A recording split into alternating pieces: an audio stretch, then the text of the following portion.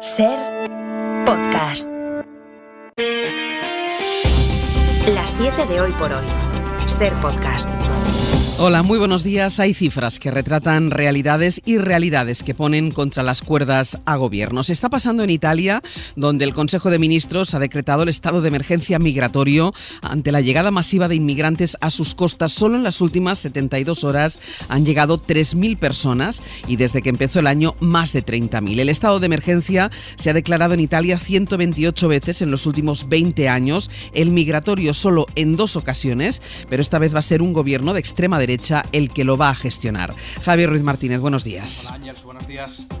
Hola Ángels, buenos días. Con este mecanismo, el Ejecutivo de Giorgia Meloni podrá tomar decisiones de carácter excepcional sin consultar al Parlamento durante 6 meses. ¿Cuáles serán esas decisiones, teniendo en cuenta cuál ha sido la política de los Meloni y Salvini hasta ahora? Asusta en Europa. De momento, se han destinado 5 millones de euros para agilizar el proceso de expulsión de inmigrantes. Vamos hasta Roma y está nuestro corresponsal, Joan Solés. El estado de emergencia va a garantizar una respuesta eficaz y oportuna en la gestión de los inmigrantes y su alojamiento, según el gobierno de la primera ministra Meloni. Sin embargo, una primera dotación de 5 millones de euros y el nombramiento de un exprefecto como responsable de la emergencia parecen encaminar la declaración hacia la movilización de refuerzos policiales, de la Protección Civil, de Cruz Roja, en el traslado de inmigrantes a centros de todas las regiones de Italia para forzar las identificaciones y aumentar las repatriaciones. Con guantes de seda, la política en materia de inmigración del actual gobierno italiano ejecuta así la promesa en campaña electoral del líder de la derechista Liga, Salvini. Los clandestinos, como él llama a los inmigrantes, tener presente que en Italia per loro la pacchia è strafinita. Deben tener presente que en Italia su fiesta ha terminado. Strafinita.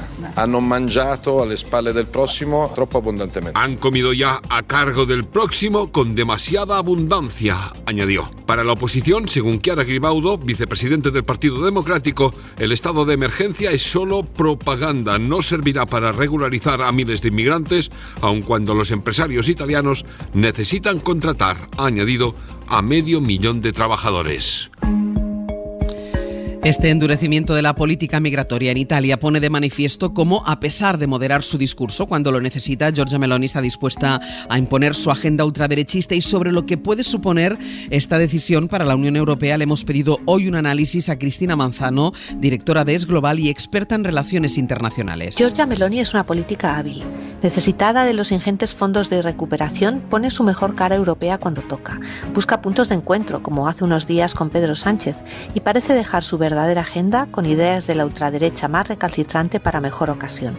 Pero ahí está, achicando el espacio de la sociedad civil y estrechando el cerco sobre su mayor obsesión, la inmigración irregular. Ahora, azuzada por la llegada de más de 30.000 personas desde principios de año, un 300% más que el año pasado, ha decidido decretar el estado de emergencia. Así tendrá más dinero y podrá aplicar reglas más duras a los que buscan en Italia y en Europa un futuro mejor. ¿Le saldrá bien la jugada?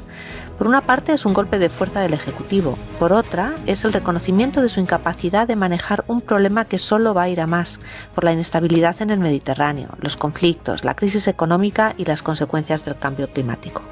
Pero Meloni tiene razón en seguir reclamando que esto no es un problema de Italia, sino de una Unión Europea que no es capaz de aplicar una política común ni de hacer cumplir sus compromisos. Una Unión que hace aguas a la hora de defender el valor de la solidaridad y el derecho fundamental al asilo. Ucrania le ha dado esta madrugada un toque de atención a los aliados en medio del nerviosismo que hay en Estados Unidos por la filtración de documentos confidenciales sobre la guerra. Zelensky, al que escuchamos, le pide a la OTAN que se centre en enviar más armamento y Estados Unidos que lleve en silencio las investigaciones. Según ha publicado la BBC, uno de los documentos filtrados confirma que hay fuerzas especiales de la OTAN operando dentro de Ucrania, aunque no se especifica qué están haciendo. Y en España, una de las noticias del día pasa por el traslado de la sede de Ferrovial a Países Bajos. La compañía le ha respondido al gobierno, también por carta, y le pide que respete la decisión que va a tomar su junta de accionistas mañana. Ferrovial asegura que tiene sobradas razones económicas para sacar su matriz de España, pese a las reticencias del Ejecutivo, que en parte palabras de la ministra Calviño, lo único que ha hecho es informar a Ferrovial de que puede cotizar aquí y en Wall Street. El Partido Popular le reprocha al Gobierno que no garantice, según Cuca Gamarra, la seguridad jurídica de las empresas. Es importante que los accionistas tomen su decisión sobre la base de una información completa sobre las opciones y sobre los posibles riesgos. El Gobierno de España debería actuar como un gobierno serio y responsable. Y eso significa dejar de insultar a los empresarios españoles, dejar de atacar los intereses de las empresas españolas. Es miércoles, es 12 de abril.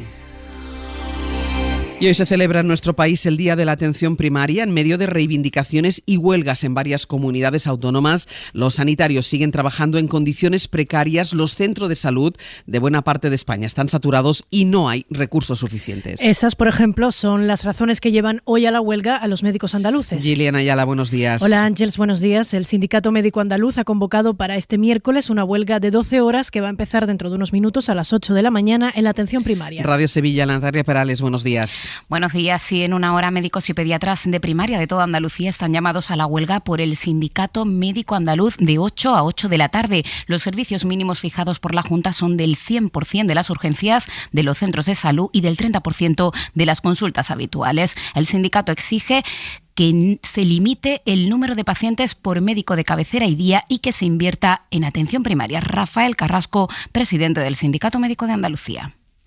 Es la primera huelga que convoca el Sindicato Médico al Ejecutivo de Juan Manuel Moreno y se repetirá semanalmente cada miércoles hasta el 24 de mayo en la semana de las elecciones municipales. Y en Galicia las primeras horas de huelga han obligado a suspender más de 160 cirugías y casi 4.000 consultas. Este mediodía los sanitarios tienen previsto concentrarse a las puertas del Clínico de Santiago para denunciar la precariedad de los internistas. Radio Galicia, Ricardo Rodríguez, Bodía. Bodía, el seguimiento de la huelga es alto en el ámbito hospitalario, sobre todo en Vigo, Lugo y Ourense. Menor incidencia tiene por ahora en la atención primaria. Los facultativos se suman a este paro indefinido porque dicen estar quemados, hartos de tanta precariedad. La gente que está quemada de los nervios, harta y que no se ve capaz de continuar su trabajo. Y así estamos atendiendo a los pacientes sobrepasados. En el primer día de huelga se han suspendido esas 160 operaciones y 4.000 consultas y pruebas diagnósticas. El sindicato convocante cifra el seguimiento de la huelga en el 60%. La Xunta lo rebaja al 14%. Be vigilant and be more agile than ever. Estad más atentos y más ágiles que nunca. Ese es el mensaje de la gerente del Fondo Monetario Internacional a los bancos y gobiernos. La inflación, según este organismo, no va a bajar de forma drástica hasta 2025 y precisamente por eso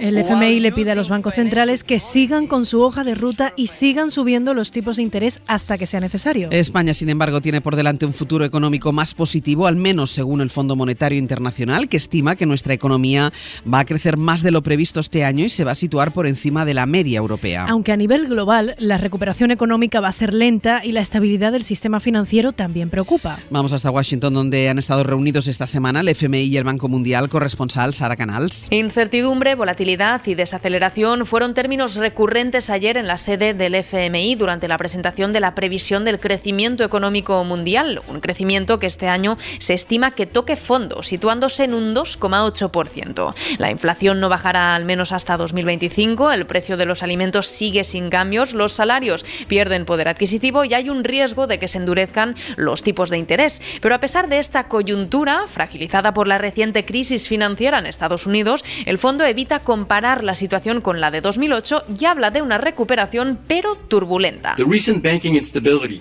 reminds us, however, that the situation remains fragile. La situación sigue siendo frágil, explicaba el consejero económico del fondo Pierre-Olivier Gourinchas. Sin embargo, en medio de este escenario incierto, la vicepresidenta Nadia Calviño destacaba ayer: la economía española sigue mostrando una notable fortaleza. Que según el fondo, España será el país que más crezca dentro de la zona euro, con un incremento del 1,5%, 4 décimas más de lo que se había estimado en enero. Y en Rusia, la Duma ha aprobado una ley que prohíbe abandonar el país a los reclutas o reservistas movilizados para la guerra en Ucrania. La ley impone esa restricción a los llamados a las filas y es desde que reciben la correspondiente notificación hasta que se presentan en la oficina de reclutamiento. Desde Moscú informa para la SER Javier González Cuesta. El Kremlin niega que vaya a haber una segunda movilización, pero el Parlamento ruso pavimenta el camino a ello. La Duma estatal aprobó ayer una reforma legal que permite prohibir la salida del país a los ciudadanos a los que haya llegado una notificación electrónica, la abran o no. Si en el transcurso de 20 días no se presentan en la oficina de reclutamiento, tendrán vetado conducir vehículos, pedir préstamos y gestionar bienes inmuebles, entre otros trámites. El portavoz de Putin negó ayer que se baraje una nueva movilización ante el estancamiento en el frente. En septiembre, 8 días antes de la primera ola de reclutamiento, también dijo lo mismo. La reforma legal fue aprobada ayer a toda velocidad, tanta que 2 diputados se quejaron de que ni ellos ni sus compañeros tuvieron tiempo para leer bien el proyecto de ley y las enmiendas. El presidente de la Duma no se cortó y les preguntó si se hicieron legisladores para sabotear las decisiones del gobierno. Y el presidente francés está en el centro de la polémica por sus declaraciones sobre el papel de Estados Unidos en el conflicto entre China y Taiwán. Macron defendió la autonomía de la Unión Europea en este tema frente a las decisiones que pueda tomar Washington. Y este comentario sentó mal a los republicanos estadounidenses y ahora el Elíseo ha matizado las palabras de Macron. Francia, Lucía Riera. No hay ningún cambio de postura respecto a Taiwán ni ninguna equidistancia entre Estados Unidos y China, es lo que defiende el Elíseo ante la polémica generada por la defensa de Emmanuel Macron de una soberanía estratégica de la Unión Europea.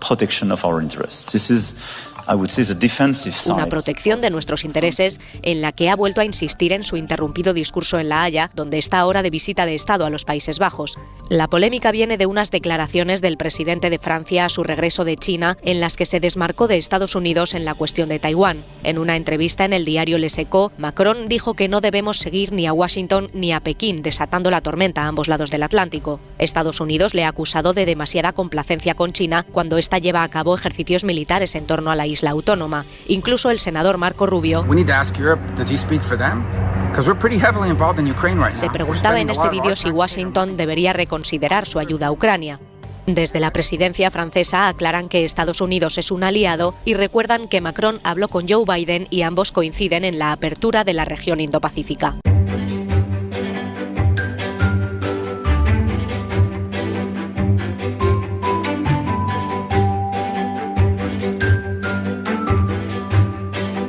Es tiempo de repasar las historias más interesantes que más nos han llamado la atención del ámbito local y por eso volvemos a Galicia. Ricardo Rodríguez, hola de nuevo. Hola de nuevo, Ángels. Y hasta la Comunidad Valenciana en Radio Valencia está Ana Talens. Ana, buen día. Ana, buen día, Ángels.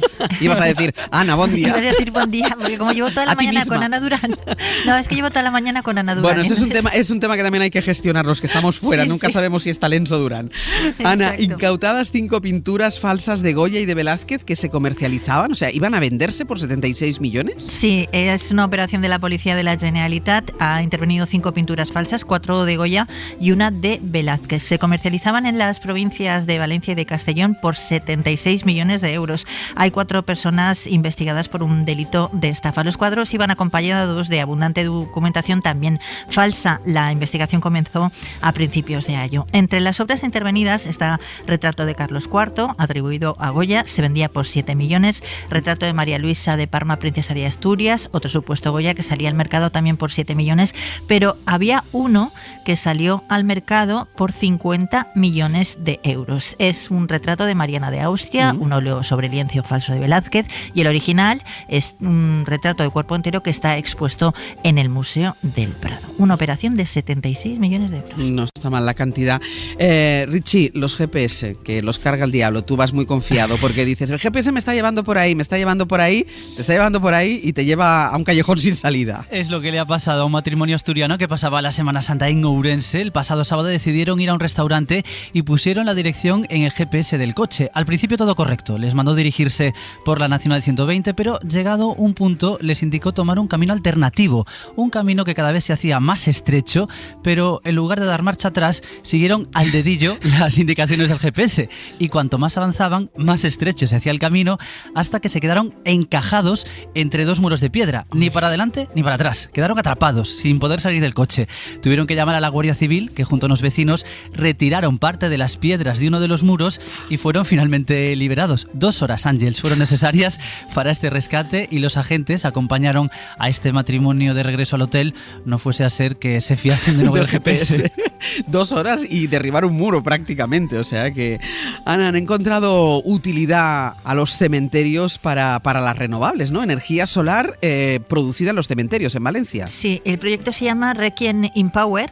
Es un proyecto del Ayuntamiento de Valencia para instalar más de 6.600 placas fotovoltaicas en los cementerios de Valencia. La instalación comenzará el mes que viene y se pretende tener la planta fotovoltaica más grande de toda España. Se va a llevar a cabo en los 5 cementerios de la ciudad: el Cabañal, Campanar, Benimàmet, Grau y el General. Es el más grande y solo en la sección 19 se van a instalar 4.400 paneles fotovoltaicos. Requiem in Power. Requiem in Power. Ana, talents, hasta luego. Hasta luego, Ángel. Richie, hasta luego. Adiós, un beso. Y vamos con nuestra recomendación cultural para empezar el día. Es un documental, nos lo propone Pepa Blanes, y es un documental que nos habla de la vida de Boris Becker, del tenista alemán que resurgió después de pasar por la cárcel. La propuesta de hoy nos acerca a uno de esos personajes que en su propia vida y hazañas cuenta no solo la historia de un superviviente ni la de un deporte, sino la de todo un país. It starts from the beginning. Nobody told me to win Wimbledon 17. I just did it. El mundo contra Boris Becker es un documental que ya pueden ver en Apple TV+. Se presentó en la Berlinale y allí acudió el propio Becker, tenista emblema de una Alemania que utilizó el deporte, como se muestra en la película, para quitarse su pasado nazi y oscuro y reivindicar que también podía ser un país moderno. Well, and how appropriate. He wins the title again with the weapon that has stood him in such wonderful state throughout this. La historia de Boris Becker es la del auge y caída de todo deportista de éxito con final dramático. Con 17 años gana Wimbledon y suma ya 49 premios en toda su carrera, incluidos 6 Grand Slam y una medalla de oro olímpica. Rubio, alto, guapo, carismático, se convirtió en casi una estrella del rock, marca germana, pero había un lado oscuro, su tumultuosa vida personal y su mal carácter, solo comparable al de su coetáneo McEnroe, el personaje roba escenas de esta película. I've hit my bottom.